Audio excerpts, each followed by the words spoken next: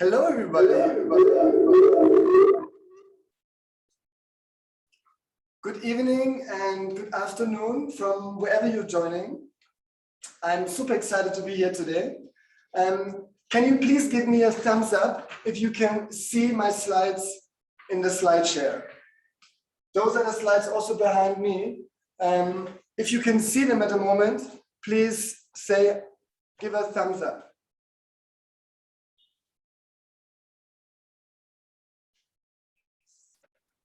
Awesome. So my name is Stefan Perger, and I'm one of the 500 Global Mentors. And today I would like to share a few of the insights that we discuss with the founders in our different programs. And the topic of today is going to be, as you can see hopefully in the big slide share also, setting growth metrics to enable product market fit.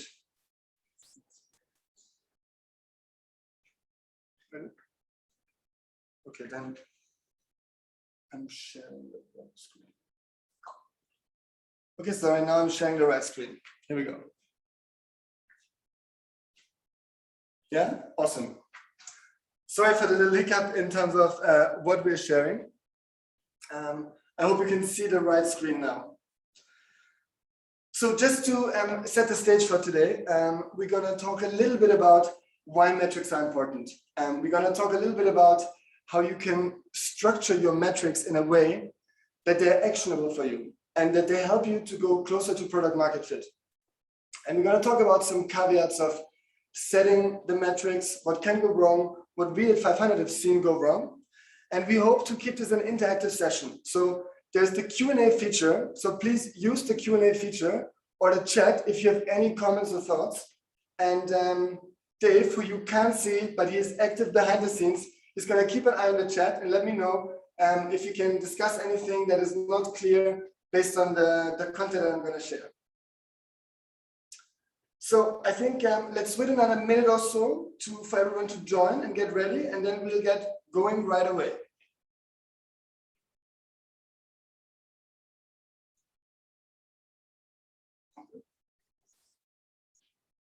Awesome.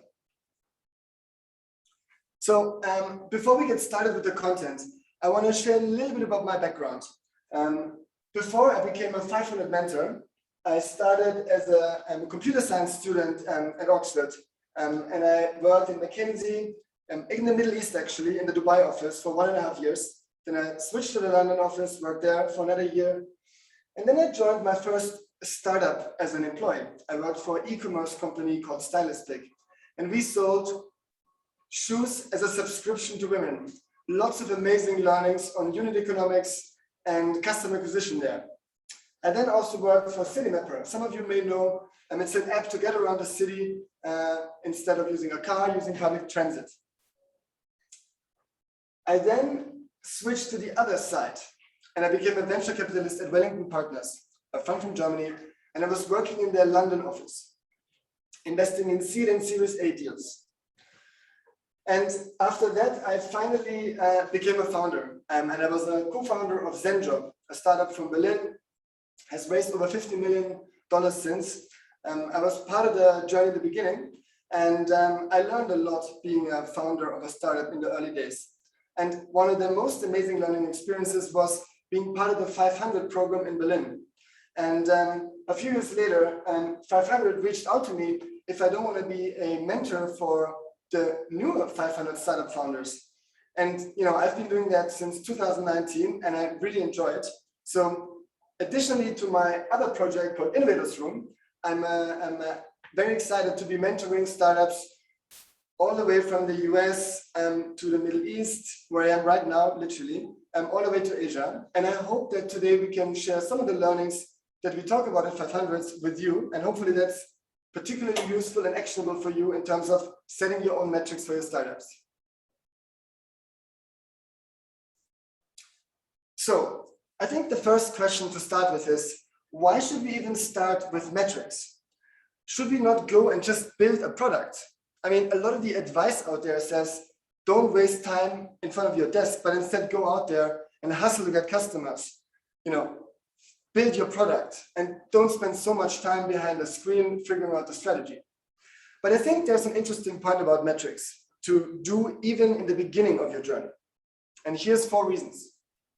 The first one is VCs like data-driven founders. So when you talk to investors for your startup, they will probably ask you lots of questions about your unit economics, your revenue growth in percent, and all these things. And so the more we start building our startup while we are thinking about metrics, the more data-driven we can be when we speak to investors later down the line. And for those of you who are already talking to investors, you probably know these questions. What's your growth rate? What are you doing to accelerate that growth rate? And today's session is going to talk a lot about how we can answer these questions better. But it's not just that we want to look like we're data-driven, we also want to be more data-driven. And if you think about it, there's this saying in Silicon Valley that you need to grow by 5 to 7% week on week to be growing at the right speed of a startup. Now, what does that really mean? 5 to 7% growth a week could be very abstract. But once you arrange your metrics in a way that in order to grow 5 to 7% week on week, that's about 25% a month. So to increase my revenue 25% every month, I need to engage this and that many new customer leads. Then planning for that growth becomes a lot more, let's say, easy and predictable. And so that allows you to really reverse engineer what you need to do in order to get the growth target that VCs are looking for your business. The third reason why starting with metrics might be a good point instead of just running to build your company. And that is, if you start running and you have a team of people and everyone starts running, they probably run in different directions. So the more you as a founder communicate what is the current focus, the more everyone can, figure out themselves what is the most important thing to do. And what better way to align the focus than to show to the team what metrics you're trying to influence. Because if people know that the conversion rate for an e-commerce company is the current focus, they can align their actions in all the different departments to help with that goal in particular. If you don't communicate clearly what is the most important metric in your business, you run the risk that different people think different things are important and actually work on different things. And while that is not a big problem if you're a big company and you have hundreds of millions of dollars of budget every year, if you're a small startup, literally every day counts. And so your team members all need to be pulling in the same and in the right direction for the thing to work out. And finally, and that is why we call this talk, setting growth metrics to enable product market fit. It's the more you use your metrics to think about how you're winning new customers and keeping new customers, the more closer you will get to product market fit. Now, the obvious question immediately becomes, what is product market fit? So let's look at product market fit in a little bit more detail.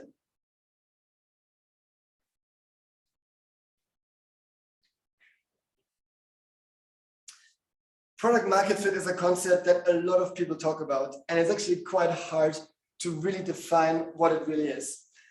Some of the definitions are, it's a little bit like combining the underserved needs of your customers with the features of your product. And when that comes together, then the magic will happen.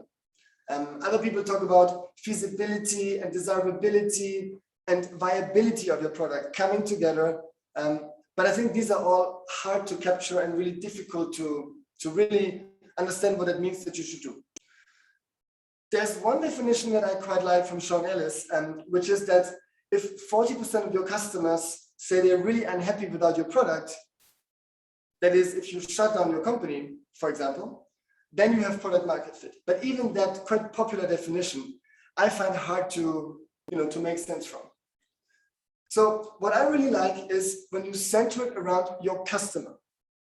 Now, when you start with your customer, the first thing that you need to do, in my opinion, is you need to understand who your customer is. You need to know who your customers are.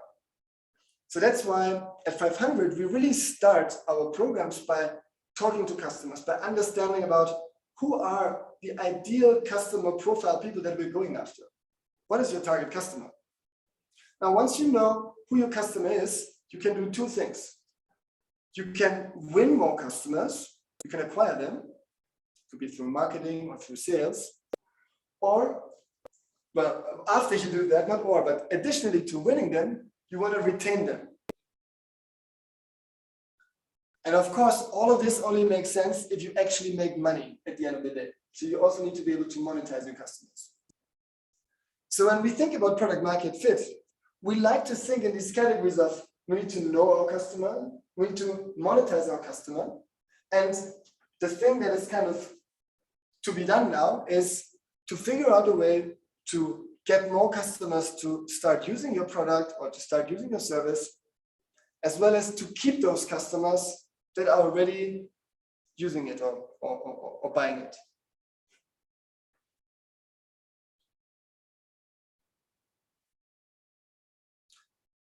So we talked about why it's important to think about metrics, even if you're in the beginning of your journey of building a company. And we also talked about product market fit and how it's really important to acquire and retain customers. Now, what do we do with that? Please bear with me. I want to introduce one more concept before it will hopefully all come together. And that is the pyramids. It's a picture I took in Cairo 2 years ago. Now, it starts all with the light at the top. Yeah? I used to be a consultant working for McKinsey, and all the time, the senior people around us reminded us to use the pyramid principle when communicating thoughts. So what is the pyramid principle? I'm sure some of you have heard about this. The pyramid principle says that we start with the most important idea or the summary of an idea. And once we communicated the most important part, the outcome, we go into more detail one level below. And as we go into more detail about our idea, the more details we share. So the pyramid expands as you go from the top to the bottom. Now, this was first documented by a lady called Barbara Minto in 1978. So it's an old concept, but it's as powerful as ever. You know, when you speak to your team, when you speak to your investors, when you speak to colleagues, it's often important to be very precise and to the point and communicate the most important insight first before going into the detail of what's behind all your thinking. And so this is why when we talk about metrics, we combine the idea of communicating the most important metrics first with what I've talked about before. So what does that mean? Let's start building our pyramid. And like the consultants, we will build our pyramid from the top. So we'll start with the summary.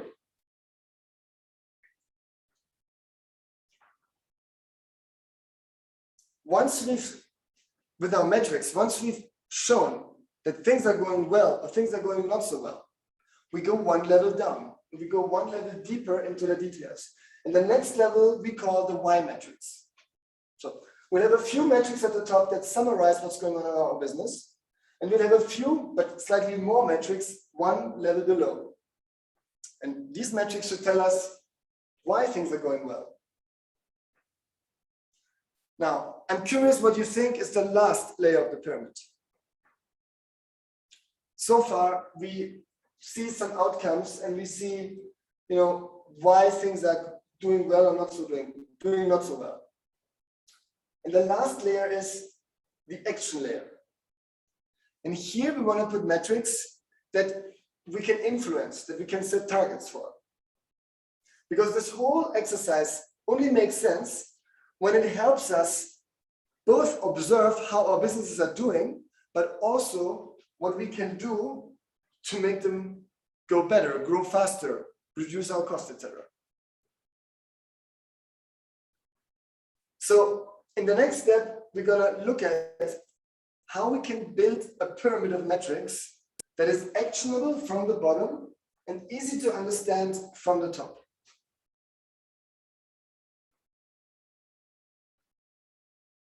Let's start with the top. As a consultants do, we want to start the most important insights first. You can call them maybe your top level metrics. And the idea here is that most startups have revenue as one of the most important metrics. So I would recommend that one of your top level metrics talks about how much money you're receiving from your customers. And now you already see, I said receiving from your customers, right? There's many different definitions of revenue. How much invoices you send, how much money comes into your bank account, what's your monthly recurring revenue, and we touch upon this in a little bit. So for now, let's just say that we want to have a metric that describes our revenue. But revenue is not enough, right? For some of you, you will have a business where currently you're generating no revenue. Or maybe you have a B2B business with an extremely long sales cycle. That means if you start talking to a customer today, you will only generate revenue in 6, 12, or maybe 18 months down the line. Now, it's not very helpful to look at revenue every week or every month when it doesn't actually change. So for some businesses, it will also be helpful to have an activity metric. And if you're focused on social impact, for example, making the environment more sustainability friendly, or literally saving people's lives by some kind of healthcare setup, you may also want to track that, the amount of impact that you're having. Now, revenue and impact, revenue and activity are pretty obvious. And most of you are probably already tracking how much money am I making? And for example, how many transactions are going through my fintech app? But if you remember, we talked about the product market fit, and we want to design these metrics in such a way that product market fit gets closer. So we'll also add one metric that we call an acquisition metric. And that metric is going to show us, are we acquiring customers? So if this metric is high, or percentage that is growing, it shows we're acquiring customers. And of course, we do not only want to acquire customers, we also want to retain customers. So we'll also have a metric that captures how well we're retaining our customers. Let's look at some examples of this. Here we have commission revenue. So if you're a marketplace and you take commission from your transactions from your customers, the metric that you use to show how revenue is working out for you could be the US dollar amount of commission revenue over a certain period of time. Now, at 500, we recommend to look at the metrics at least once a week. So this could be the amount of commission revenue we took in last week. A different startup may say, our activity metric is the number of nights booked. Take a guess which startup that could be. Maybe Airbnb, a company where the more nights, the more people book a hotel room or a room in a house, the better for the startup. Another example for the acquisition metric could be, how many new mobile app registrations did we receive last week? And the retention metric of yet another startup could be the percentage of users that after 2 months of joining is still active. So you see, the idea is not that these are the right metrics for your startup. The idea is that for your startup, you think about 3 to 4 metrics that describe these 4 categories of insight. And at the top of your metrics pyramid that we're building right now, you put them all next to each other. So, for example, if you meet with an investor and they're asking you, how is it going? You can say, our revenue is trending up. It's going well. The amount of impact that we're having is up. It's going well. The amount of new users we are gaining maybe is flat, so it's not so good. And the retention metric, for example, the percentage of users that are still active after 2 months is high, so that's good. So I encourage you to think about, while we're talking through these materials, what could be your metrics? Would you track commission revenue, or would you track maybe monthly recurring revenue, MRR, as your revenue metric that you look at every week? Similarly, what could be your activity or impact metric? Would it be the number of rides if you have a taxi app? Or would it be the number of times your users do a workout if you have a workout app? Or if it's a B2B app, the activity that a business user is doing. Sending an email if you're MailChimp, for example. Now, revenue and activity are pretty obvious. What may not be so obvious is how do you measure that you're acquiring users and that you're keeping users? So here I encourage you to think, what is the one number that if it's going up, it will show us that we're adding new users? And it could be the number of new app registrations. It could be the number of new signups on your website. Could be many different things. You need to find one metric that is accurately describing for your particular business, are we adding new users? Yes or no? And similarly, you want to pick another metric to complete the summary, to complete the top level metrics on, are we keeping our customers? Are we making them happy? And an easy one is usually, how many repeat orders do we have? How many orders does one customer make? How long are they staying with us? Are they still engaged after 2 months? So it's your job to think about what would be one good metric that gives you a really good insight into, are we growing our user base and are we keeping our user base? Now, remember, this is the top of the pyramid. The idea is that we have only 3 or 4 metrics, simple numbers that when we look at them, we get an immediate picture on are we doing well or not. And if you look at these 4 numbers every week for your business, you should get a pretty good sense of are things going in the right direction or not. But of course, this is not where it stops. This is just the top of the pyramid, right? So let's go one level deeper. The Y metrics. Now, if I told you that the revenue has decreased by 10% versus the previous week, the first question an investor or colleague will ask, but why? Tell me why. What's going on? So in our metrics pyramid, what we want to do is we want to have some metrics on the Y level that show us why our top level metrics are increasing or decreasing. And here we want to combine some metrics that give us quality and quantity. Now, let's look at a few examples. If we are tracking how many new people are signing up to our service on the website, and that number reduced versus the previous week, so our acquisition metric is down, what is probably a good idea to check to understand why our number of new users is down is to look at how many people are actually visiting our website. Another thing to check could be, what is our current landing page conversion rate? Or it could be, how much time are people spending in the mobile app? So you see, there's really an unlimited amount of metrics that you can pick.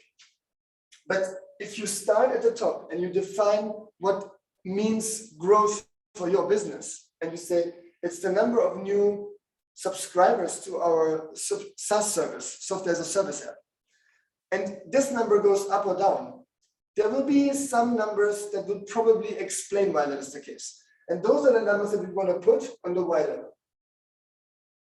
And as we said, the pyramid gets wider as you build it from the top to the bottom. You can have not just one metric influencing and explaining the acquisition of users, but maybe 2 or 3. And similarly, on the retention side, are we really keeping our users? Are we really making our users happy? That is a question that you can maybe answer by looking at how many times do they come to your website per week? If people are not continuing to use your product after the first month, if that percentage drops, maybe you can see that the number of average website sessions per week is down. But it could also be the number of complaints you're receiving, or it could be the Net Promoter Score. So again, we started to build our pyramid at the top with metrics that help us give us a clear and quick overview of how well our business is doing. But 4 or 3 metrics are not enough. They don't give you the full picture. So that's why we have a second layer of metrics, the why layer. And here we put metrics that give us an indication on why our top level metrics, our summary metrics, might be behaving the way they are. And as you can see, these are all things that are driven by our customers. It depends on how many people come to your website. It depends on how often they come to your website. Your customers may send you complaints, or they may fill out the Net Promoter Score with a low or high score. So on the why level, we want to have metrics that show us what our customers are really doing beyond the top level metrics. That is probably just a very specific view. Now you're probably wondering, what about the third level? Well, it's pretty easy, right? We said this is where we come into play, where we as founders can set goals and targets. So the idea here is that on the third layer of our pyramid, we use metrics that we can influence and set targets for. So this is not what the customers are doing or your users are doing, but this is what we as founders plan to do. So what we as founders can more or less control. An example would be the number of blog posts you publish to drive traffic to your website. If you're building a B2B SaaS solution, you probably use writing content online to drive traffic to your page. Now, the more of this content you generate, probably the more website visits you get. So if you remember, we had new users at the very top. We had website visits in the middle on the Y level, and now on the action level, we could have the amount of content we generate. Other examples could be the number of flyers you distribute, the number of customers you call, the number of customers you interview, especially if you're in the early stages and you're not really selling your product yet, maybe you're not live yet. You could count the amount of customers you interview and speak to learn more about what they want and what they need. And similarly, it could be advertising budget, TikTok, maybe Snap, or maybe Google, or maybe Facebook. These are things you can control, you can set. And that is what we want to track in the action layer of our pyramid. It could be the average discount your sales team are giving to your customers. Or it could be the average email response time. But this is actually a calculated metric. You can't really set a goal. But you can look at this metric every week and say, hey, we need to get this down to 1 day. Because our customers will probably be unhappy if they don't receive a response. Customers that are unhappy will probably come less to our product, give us a less good review. And those customers that are not happy with us, they're probably not going to be retained customers that stick with our product or service. So I hope it's getting clear that the idea here is to combine metrics that we can influence and set targets for with metrics on the Y level that our customers influence. So we can't really influence how often people come to our website, but we can probably generate content that is exciting, that makes people come to our website. And all of this together drives our revenue. It drives how much people are using our product. It drives how many new customers we're winning in the acquisition metric, as well as how well we are keeping our existing customers. Now, if you put all of this together, we can get to something that looks like this. Remember, we had on the action layer, we had blog posts published. That is probably driving the amount of website visitors we have. And that is probably driving how many people sign up for this product. This could be a software as a service for schools. It's important to note here that these lines here, they are just something we need to figure out. In the beginning of your startup journey, you probably don't exactly know if writing a blog post will actually get more people to visit your website. But this is something you need to experiment with. We don't have time to talk about experiments today, but over time, you will hopefully figure out that some of your action metrics, how much AdWord budget you set, drives the Y metrics, so how your customers behave. Do they check out on your website? Do they click on the button on your website? And those Y metrics eventually translate into your summary metrics. How much money you make? How many people get exposure to your solution? How many new customers you acquire? and how active those existing customers are. And now, I hope you follow along, and I hope you also wonder, but this is a lot of metrics. And this is why at 500 we use two additional metrics, two, let's say, special classifications. And that is on the one hand, the North Star metric and the one metric that matters. So in our programs, we teach that you need to be hyper-focused as a founder. And if you have, even if you have all these metrics set up, you still don't really know where to look. So that's why you pick two metrics. One is the one metric that matters, and that's your current focus metric. And a secondary metric, which is the long-term focus, the North Star metric. The North Star is a star that you can use when you navigate on the sea and you really don't know where to go. The North Star will always show you the way. So in this example, we could say that, in the very long term, we want to train as many people as possible. This is probably a social impact business that would set this as the North Star. Most businesses would say, in the long term, we need to generate, let's say, $100 million in revenue per year, because then we are probably a unicorn. But just because you want to generate $100 million a year in a couple of years down the line, or train millions of people to come out of poverty, for example, that doesn't mean that's your focus today. And that's why there's a second metric, the one metric that matters. And that for many early stage founders is adding new customers. And so the important thing about this is that the more you talk to your team about, these are all the metrics we're looking at. Here's two that are particularly important: our current focus and our long-term focus.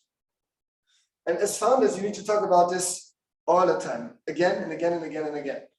Just because you and your co-founders maybe have spent hours and hours thinking about what these metrics could be, that doesn't mean that a new hire even knows what they are. So as founders, it's our job to really continuously remind people what is the current focus and what is the long-term focus. And the more people know what is the current focus, you can think about it, right? People will know that adding new customers is the most important thing right now. So hopefully everything they do, even if they're not in sales, maybe if they're an engineer, but if they know that currently acquiring new users is important, they will maybe prioritize working on features that help you increase this number. And of course, adding new customers is only one part of it. Maybe in 2 or 3 months, you switch the focus from acquisition to retention. And you say, we've now really optimized our acquisition funnel. So getting more and more customers to join. But now we want to focus on getting people to continue to use our product.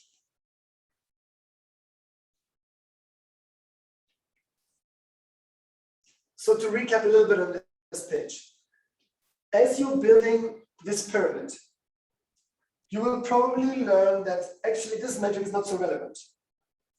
Maybe we use a different metric to see and ask and look at every week whether we are adding new customers. But over time, you should get a more stable picture of how different metrics in your business are influencing the most important metrics of your business. And rather than thinking, okay, we're distributing flyers, what does that mean? I encourage you to start at the top of the pyramid, like the consultants. Start by thinking, what do we want to achieve? What is our goal that we want to communicate to investors, or to customers, or to ourselves? We want to train a lot of people. Great. Start with that at the top. And then work your way down through the pyramid to initially brainstorm and think about which metrics could influence all the way back up. And then over time, if you look at this every week, you'll probably quite quickly see that through experimentation, if I increase my advert budget by a factor 2, am I actually going to get more website visits? Yes or no? If yes, great. We should probably increase our AdWords budget. But if not, you know that AdWords is not really the thing. So we talked about the structure of metrics, and we talked about how to arrange them so they're actionable and influenceable for us as founders. But now, how do we actually define them? So here's 3 principles. The first one is we need to be super precise. We need to keep it super simple. And we need to keep a balance. Now let me go into a little bit more detail on each of these 3 categories. The first one is we need to define metrics incredibly clearly, documented, and communicate those definitions again and again and again and again. Just as an example here, if I asked you, what was your revenue last week? Some of you would probably say, my revenue was $500, and they might mean net revenue. Someone else might talk about bookings, which is the amount of revenue your customers commit in a SaaS software as a service environment. So just because a SaaS startup has closed a new client with a 12-month contract, and that contract is worth $12,000, they may say, last week my revenue was 12K in bookings. Another marketplace startup might say, my GMV, or total transaction value, TTV, was 13K. And yet another startup might talk about MRR, monthly recurring revenue. So revenue is not revenue. And you as founders need to lead by example by defining your metrics crystal clear. Because if you don't do that, it's very likely that two different people that talk about metrics have two different definitions. Marketing might have a definition of signing contracts. Finance might have a definition of money hitting the bank. Investors might misunderstand when you talk about revenue, and they might think you talk about GMV when actually you talk about revenue. Or if you talk about revenue, they will think you don't understand and inadvertently talk about GMV. So especially when you talk to investors and you talk about revenue, make it very clear what kind of revenue you're talking about. When we talk about keeping it simple, I would recommend you start typing your metrics into a Google Sheet by hand. Now, that sounds a bit counterintuitive. Why don't we use a cool tool and a cool solution that does it all for us? Well, once you are fully kind of stable with your metrics and you know exactly what metrics you want to look at, you can probably automate some of this. But in the beginning, when you're just starting out to figure out what is the best metric to look at every week to understand if your business is doing well or not, I encourage you to write it down by hand. Because if you write it down by hand, either with a pen and paper or by typing into a Google Sheet, you really know those numbers. I'm sometimes surprised by how many founders do not know a lot of their numbers by heart. So I think it's a good starting point, especially when you want to talk to investors, that you write your metrics manually and not with an automated solution, so you really remember what these metrics are. And on that note, you also want to pick easy to find metrics. So if you think about it, if it takes you 15 minutes to search for exactly the kind of retention metric that you defined in a very sophisticated way, like the number of users that have used your product in the last 3 days that have not yet clicked on this button, for example. This might be quite complicated to find. So in the beginning, if you are just starting out with really tracking your metrics, just keep it simple. If something is easier to find than something else, use the easier to find metric. And finally, on the note of being balanced, relative versus absolute metrics. Today, we don't have time to go into details on this, but if you think about it, if you ask yourself every week, how many customers do I have in total? That number will increase every week, and it will look like the chart is going up, and it will look like things are going well. But in reality, you're only adding a customer here or there. So it might be much better to not ask how many customers do we have in total, but instead, how many customers did we add last week? Or how many did we lose last week? So a relative change versus an absolute number can often be much more powerful in showing you whether your business is doing well or not. And it goes without saying that most investors have a strong feeling of anxiety when they see an absolute chart where it just shows the number of customers increasing over time. And they will most likely say, hey, I want to see the relative chart. And more likely they will say, I want to see the percentage change chart over time. When it comes to balance, we also want to balance leading versus lagging metrics. Some metrics like a reservation request or something where customers put their data on your website is just an indication that something might happen in the future. If you receive a 5-star review for a service, that happens after the service is provided. So when you think about your metrics, I encourage you to think of some leading and some lagging indicators. If everything you look at is a lagging indicator, you will probably not be able to react in real time to what's going on. Similarly, if you only look at leading indicators, like the number of signups on your page, the number of downloads of your app, you may miss out on what's actually happening, and you will probably not even see that some of those customers that make the reservation or download the app never actually go all the way to becoming your customers, and you lose them before they generate revenue or income for you. So when you think about your metrics, keep these 3 principles in mind. Keep them balanced. Some things should be relative. How much are we adding every week? Other things are okay to look at. How many do we have in total of that? Want to keep leading and lagging indicators at a balance. And you want to keep it super simple, probably by writing by hand and by really choosing metrics initially that are easy to find and don't take much time to research.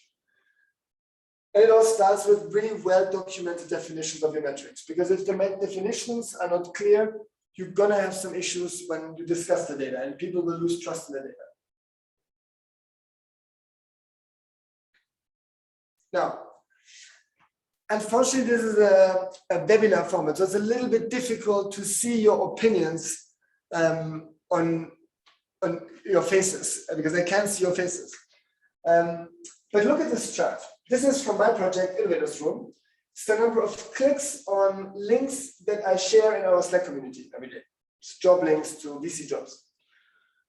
So it looks a bit funny, right? It's 400, just below 400, it drops down, goes up, goes down.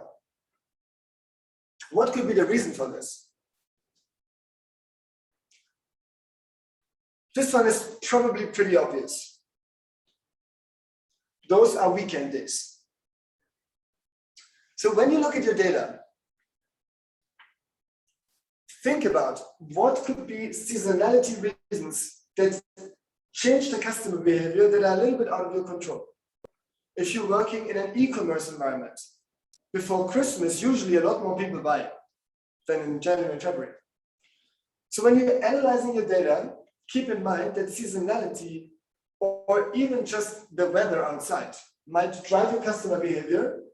And so, you probably want to, as you're analyzing metrics like this, keep in mind that these seasonality and externality effects are there.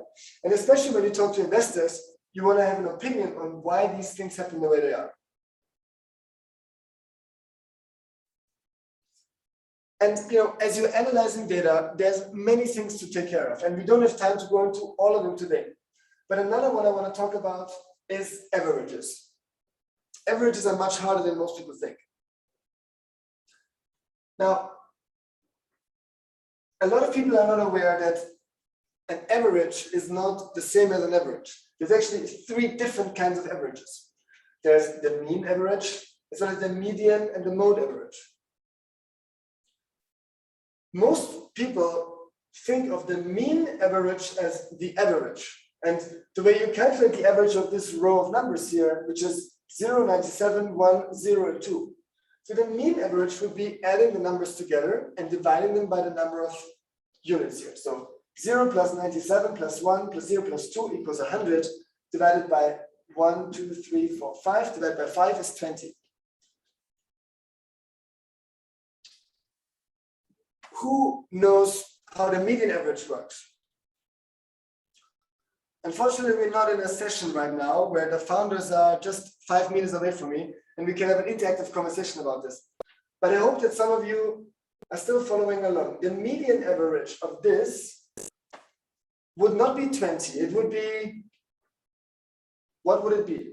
Well, first of all, we need to sort this list. So it would be 0, 0, 1, 2, 97. And the median is the middle of the sorted list. So the middle of this sorted list would be 1, because 0, 0, 1, 2, so the third, the middle value is 1. And the mode average, even less people know about this one, is the most commonly occurring value. So that will be 0, because 0 is the most commonly occurring value here. Now, why do I talk about this? For example, when you're measuring the average number of units in a basket or the average amount of sessions per week, what often happens is that you have an extreme, like a user base with some extreme users. So if you have one person that buys 25 pairs of shoes, and we had this in my e-commerce experience, we had some people who bought 25 pairs of shoes. So if you ask for the week, what was the average basket size, the number of units in the basket, you will get a number that is not accurate, and it doesn't give you much insight, because if you're looking at the mean average, the number will be really high, because the outlier in that data will drag the average into a pretty, non-standard direction. So if you have very strong outliers in your data, carefully decide if you use a mean, a median, or a mode average. The median average will give you the distributed amount of answers and the middle of that. And the mode will give you those that have the most occurring value.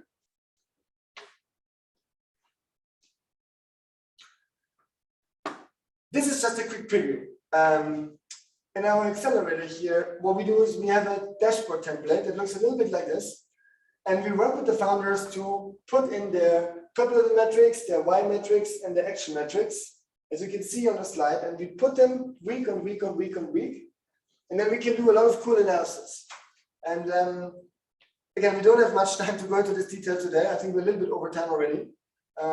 But this could be the outcome of building this metrics pyramid and then arranging your metrics starting from the top into summary metrics that, if they go up or down, an explanation can be found in the Y metrics. And then again, what you can influence as a founder is on the action metrics level. And if you look at these metrics every week, you could get to something like this, a dashboard of your growth metrics.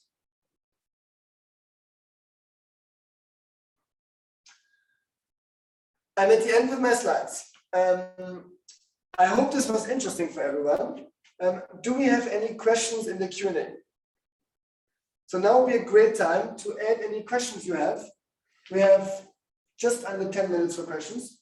If anyone has any questions to what we talked about, please put them in the Q&A so we can talk about that.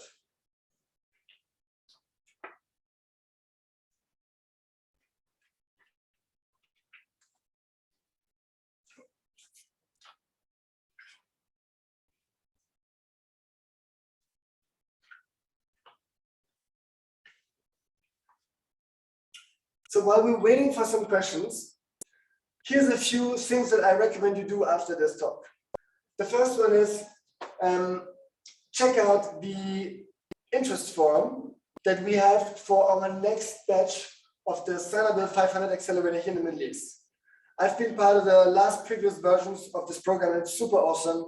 It's a great way to meet fellow founders from the region, go through content like the one we went through today, but also have sessions with mentors like me and many other people that have built startups before to really go through the nitty-gritty details of what should that metric be and how could we, change that metric to be more meaningful for us. The second thing I recommend you do is don't just leave this webinar and don't do anything. Please take a piece of paper right now and write down a few metrics that you think could be useful for your own metrics pyramid. And the third one is plan time to actually write down the numbers every week. So it's so easy to make a big plan of tracking numbers and then actually not taking the time to collect them and discuss them every week. So I think we'll have some questions here. How would early stage investors react to such a huge amount of metrics? Awesome, that's a great question. So the question is, aren't this way too many metrics? And the answer is yes. You wouldn't show all these metrics to your investors, right? These are the metrics that you use to drive your business forward. It's your control cockpit. If you think of a pilot, they have tons of numbers and metrics and buttons in front of them. That's their dashboard. When they talk to the tower to communicate when they're landing, they probably just say 2, 3, 4 metrics. So when you talk to your investors, pick 3 or 4 metrics. Maybe they're the ones from your top level where you say, hey, our revenue is this, we have this many activity nights, rights, whatever it is that defines activity on your startup. And even the acquisition and the retention metric are probably first of all internal for you. But investors will probably ask you, how are you doing in terms of growth? And then you can say, we're adding more and more customers every week. And then they will say, but why? And then you can say, well, because we are increasingly getting better web traffic. And we're getting better web traffic because we figured out how we can use content to drive traffic to our page.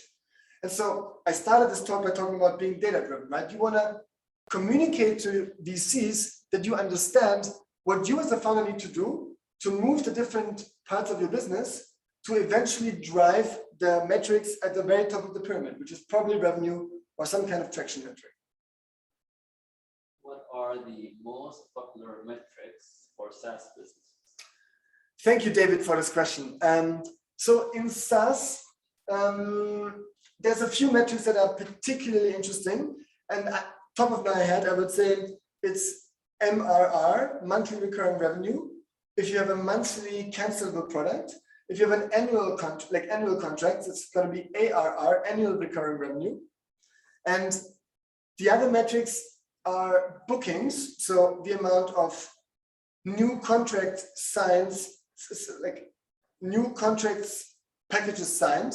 So if you sell a 2-year contract, the booking for that would be the amount of the full package, even though your revenue would only be whatever per month you receive from an accounting point of view.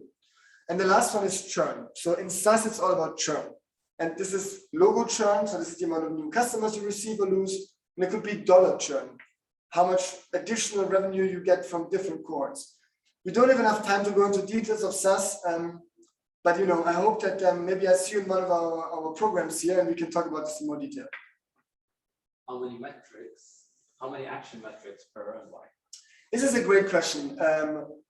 How many action metrics per why metric? So I encourage you to start at the top of the pyramid and just look at the numbers. Literally, you will see revenue goes up and you ask yourself, why does it go up? Then you go to the why metrics and you look, can I find an explanation for why my revenue is going up? And if you think of a reason of a change that is not reflected yet, you should add this metric, right? And same goes for the action metric. So if you're thinking that the number of website visits is what really is the relevant why metric, think about the things that could drive website visits. Add them as an action metric, look at whether they are changing the why metric, remove them if they don't, and if they do, maybe keep them. So there's no set rule for how many metrics you need. It's more of, do they help you answer the questions you want to have answers for? What are the most key drivers that influence metrics across the funnel? Let me try and read it. What are the most key drivers that influence the metrics across the funnel? Visit to sign up. Key driver could be improved quality of traffic. Yeah, so that's a very specific question. It really depends on your business. The short answer is probably you need to model out your funnel. So similar to the metrics that we talked about, you can also look at the different funnel stages and look at how many people move from stage to stage, look at that over time. And depending on how your customers find you, how they start using you, and how you kind of push them to maybe pay or upgrade, that will define what is important for you. So there's no real answer that answers it all. It really depends. And again, the starting point is by looking at the metrics and writing them down every week and talking about them with your team, with your investors and your co-founders, and maybe your team even, to start to figure out, do we really understand why there's more people coming to our website? And if not, what metrics should we track or change so that we understand this better? I hope that answers your question. And you recommend metrics set up post fundraising, target audiences, existing investors, metrics that map to key driver. Very good questions. So again, I guess it depends a little bit what kind of business you are. If you're a marketplace, you probably want to track your take rate, so the percentage of revenue that flows through the platform that you keep as revenue. If you're a SaaS business, you're probably focused on churn. If you're a consumer, direct-to-consumer business, it's probably your cost of acquisition or your lifetime value of your customers. So it really depends on what kind of business you are. But I encourage you to, it's not a bad idea to Google online, like what is the best SaaS metrics. But the chances are that the person who wrote the blog post doesn't really know your business. And hopefully all of you are building new innovative businesses. So probably the existing advice on metrics may not be relevant. And that's why the way I structured the metrics for you today is hopefully like very versatile, right? It's about what is important to communicate, things that customers do that drive those outcomes, and at the bottom, what can we do to influence them? But unfortunately, we can't do the work for you to select the metrics for you. You really have to go through that exercise yourself. Hisham is asking, so he's saying sometimes we want to make awareness and get the users to use the service on a premium basis first. So do we really have to have revenue as opposed to the PMF? This is a good question, right? Do we really need revenue at the top of our pyramid? And the answer is, well, when Facebook first started, when it was called the Facebook, they didn't track revenue. They just tracked active users. And that was the only thing that was important. But if you think about it today, I think most startups that are being built today are designed to make money. So eventually you want to track revenue. But it's very fair to say that in the beginning, your main focus is not on actually revenue, but on maybe number of free users of a freemium business model that are actively using your product. If the assumption is that people will pay. But I don't know, I feel like in the last couple of years, freemium business models have become less and less popular. And it's increasingly the fact that even for like a software, I'm a big fan of Rome Research, that note-taking app. And I don't think there's even a free trial. You have to pay right away or something. So, if you deliver value to customers, to your users, make them pay for it. Don't give them something for free forever without really understanding if they will pay for it. But again, that's a different topic of advice that we cannot cover in full detail today. Antonio says, thank you, Stefan. Thank you. And then David is saying how this metric system is related with OKR code saving. Thank you, David. That's a really good question. So there is some overlap with OKRs. The idea is that this is focused on growth. So in a way, if you have a growth team, maybe the CEO and the CMO, maybe the online marketing lead, they are all focused on growth, maybe the salesperson, right? OKRs cover a broader merit of the business. It's going to be also about quality metrics like, internal metrics like how much does something cost, or, other metrics that are not specifically about growth. And the idea with OKRs is also that you don't look at them every day, right? OKRs are usually set for a quarterly period, and it's about making sure that every team knows what they're doing. But this dashboard or these metrics here, we encourage you to look at them every week to really kind of be in the operational fight mode of just getting more customers really quickly. I guess you can argue that at a moment in time where you are just really figuring out how the metrics work, it's too early to set OKRs.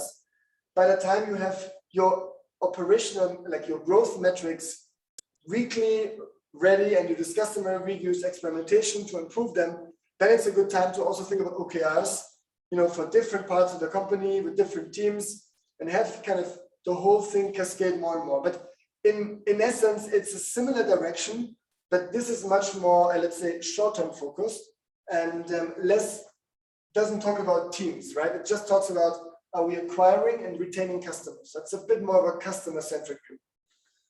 I hope that kind of answers your question. So thank you very much for joining today. I would really appreciate if anyone is excited to join my side project Innovators Room. There's 1,500 founders and investors and stuff talking about what challenges they have every day.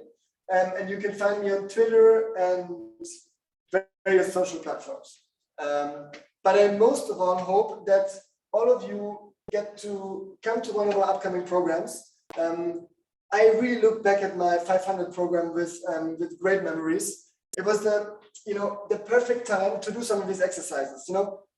In hindsight, a lot of these things are pretty easy, right? You can just watch a video online like the one today. and do your metrics. But are you really gonna sit down and do your metrics? Are you really gonna talk with other people to define what your metrics should be? And if the answer is probably not because you're so busy, I strongly encourage you to come to one of our programs at 500, because you'll be surrounded by people that all work on the same issue. You can talk to other founders. Hey, how did you sort out this metric thing? How did you do this and that? And so this kind of common shared feeling is just awesome. And I think someone is asking, yeah, exactly. You can just Google Innovators Room or go to innovatorsroom.com. That's it from me for today. Best wishes from the 500 team, and we hope that many of you will come to one of our upcoming programs and we work together. Thank you very much for your attention. Bye-bye.